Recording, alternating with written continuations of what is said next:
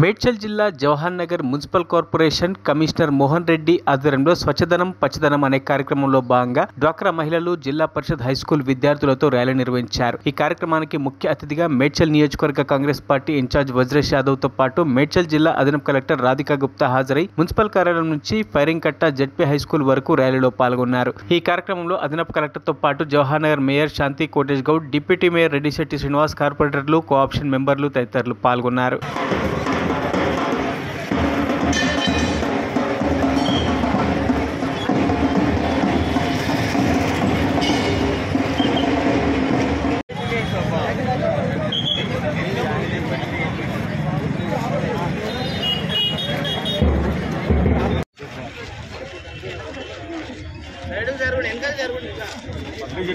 photo